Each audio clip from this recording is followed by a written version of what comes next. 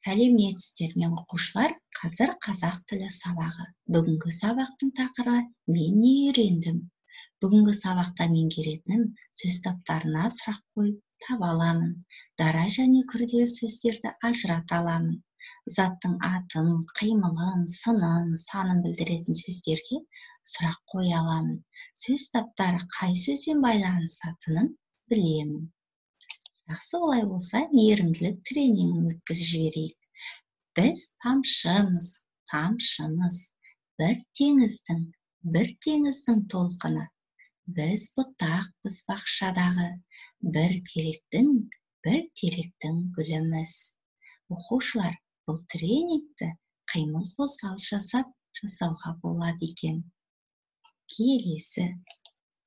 Олай болса, өткен тапсырмаларымызды ойланып есімізге түсірейікші.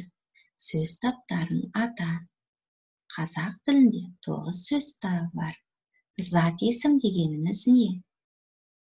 Заттың атын білдіретін сөз табын зат есім дейміз. Зат есімдерге кім не, кімдер нелер сұрағы қойылады. Етістік дегеніміз не? Заттың іс-әрекетін, қимылын білдіретін сөз табын. Етістік дейміз. Етістіктерге не істеді, не қылды, қайтты деген сұрақтар қойылады. Сын есім дегеніміз не?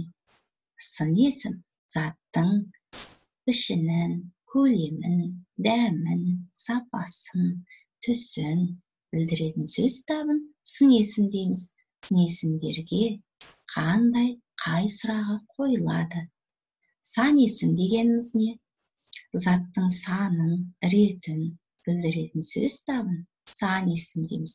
Сан есімдерге қанша, нешінші сұрағы қойылады. Сан есім құрамына қарай нешеге бөлінеді? Сан есім құрамына қарай 2-ге бөлінеді. Дара және күрделі.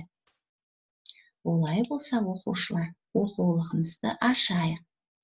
Бірінші жаттығу қарайық. Сын есімдерді кестеге дұрыс орналастыр.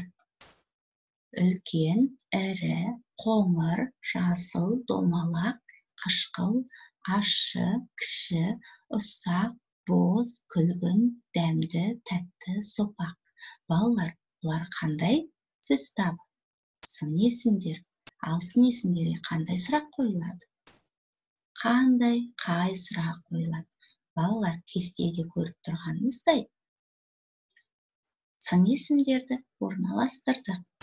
Заттың түсін, яғни білдіретін сөздер сын есім, яғни қоңыр, жасыл, күлгін, боз. Қандай сұрақ қойылады? Заттың дәмін білдіретін сөздерге де қандай сұрақ қойылады? Қышқыл, ащы, дәмді, тәтті. Заттың көлемін білдіретін сөздерге де қандай сұрақ қойылады? Үлкен, ірі, кіші, ұсақ. Заттың пішінін білдіретін сөздерге де қандай сұрақ қойылады? Домалақ, сопақ. Жарайсыңдар, бұл бізде ауызша орындалады. Келесі екінші тапсырмаға қарай. Олай болса, оқушылар, дәптерімізді ашып, бүгінгі күннің жадын жазайық. Және екінші жаттығу деп жазып қояйық. Көп нүктенің орнына зат есімнің алдындағы сын есімдерді қойып жаз. 2 бағанды салыстыр. Таза ауа, ауа таза. Ақ мақта, мақта ақ. Жазық дала, дала жазық. Жақсы бала, бала жақсы. Балалар, бұл жерден не байқап отырмыз? Бірінші бағандағы сөздер, олар сөз тіркесі екен. Яғни сөз тіркесі толық мағыналы 2 я бірнеше сөздің бір-біріне тұлғалық әрі мағыналық жағынан байланысуын атайды. Ал ауа таза, сөйлем аяқталып тұр, және әрбір сөйлемнің бірінші сөзі бас әріппен жазылады. Бұл сөйлемге жатады. Сонымен сөйлем екінші бағандағы жазылған сөйлемдер екен. Олай болса, келесі тапсырма өтеміз. 4-ші жаттығу, жаңылтпашты жатқа жаз. Қырық қылып, қырық қырық, құлып та қырық, құрық та қырық. Сан есім мен зат есімнің байланысын сызбамен көрсет дейді. Олай болса, алдымен сан есімді тауып алайықшы. Сан есім қандай сұраққа жауап беретін еді? Қанша, неше, нешінші? Қанша қылып, қырық қылып. Олай болса, байланысын көрсетейік. Қай сөзбен байланысып тұр оқушылар? Яғни, зат есіммен байланысады. Қанша қырық? Қанша қырық? Қырық. Яғни, зат есіммен байланысады. Құлып та қырық. Қанша? Құлып қанша? Қырық. Құлып қырық. Байланысын көрсетеміз оқушылар. Келесі, құрық та қырық. Құрық қанша? Қырық. Неге мен байланысын көрсеттім, ал сендер де байланысын көрсетіп жаза қойыңдар.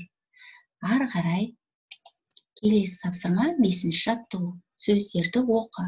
Әр қатарда берілген 5 сөздің қайсысы артық? Неге? Көк, сарала, дәмді, үлкен, қою. Ойланайық. Сары ала. Себебі ол қандай сын есімнен құралған? 2 сын есімнен құралған. Сары ала. Бұл күрделі сын есім. Яғни, көк, сарала, дәмді, үлкен, қою дегенге біз қандай сұрағын қоямыз? Және ол сын есім болып табылады. Сары ала бұл жерде күрделі сын есім. Ал көк, дәмді, үлкен, қою дара сын есімдердің қатарына жатады. Артығы сары ала. Келесі тапсырма 2-ші. 21, 1, 3-ші, жетеу, мың. Бұлар қандай сөз табы? Сан есімдер. Сан есімдер қандай сұраққа жауап береді? Қанша, неше, нешінші? Олай болса байқап қарайықшы. Қай сан есім артық деп ойлайсыңдар? 21, дұрыс айтасыңдар. Сан есімде құрамына қарай 2-ге бөлінеді. Дара және күрделі. Бұл жерде 21 күрделі сан есімдердің қатарына жатады. Келесі, ұшырды, ұшып кетті, жазды, ойланды, келді. Бұл қай сөз табы? Бұл етістіктер. Етістіктер қандай сұраққа жауап береді? Не істеді, не қылды, қайтты. Ал қарап көрейікші. Қайсысы артық деп ойлайсыңдар? Ұшып кетті, жарайсыңдар. Бұл күрделі етістік. Келесі, 1, 2, 5, 3, 6. Бұл қай сөз табы? Сан есім. Қарап ойланайықшы. Бұл сан есімдер қандай сұраққа жауап беріп тұр? Нешеу деген. Ал неше деген сұраққа жауап беретін сөз қайсы? 5. Олай болса, 5 бұл жерде артық жазылған екен. Келесі тапсырмамызға өтеміз. 6-ші жаттығу. Сөздерді сөз таптарына топтап жаз. Балалар, мына жерде сіздерде сөз берілген. Осы сөздерді сөз таптарына қойып жазыңдар. Осылай етіп таблица құрыңыздар. Күнделік, құрт, мөлдір, мың, 6-шы, жиналды, ірімшік, кенші, жаман, ұмыта алмады, кең, ащы, 2, 5 деген сөздер берілген. Және зат есім, етістік, сын есім, сан есім сөз таптары берілген. Осының ішінен таңдап сөз таптарын орнына осы сөздерді қойыңыздар. Келесі 7-ші жаттығу. Сөз таптарын салыстыр. Балалар, біздер 4 сөз табын өттік. Зат есім, етістік, сын есім және сан есім. Осы сөз таптары қандай бір-бірімен өзгешелігі бар, қандай ұқсастығы бар? Маған ауызша айтып беріңіздер. Сонымен бүгінгі сабағымыз аяқталды. Үй жұмысы 119-ші беттегі 3-ші жаттығуды аламыз. және орындап маған тапсырып жіберуді ұмытпаңыздар. Ережелерді жаттаймыз. Бүгінгі сабақ сендерге ұнады ма? Егер ұнаса, бас бармақтарыңызды көрсете қойыңыздар.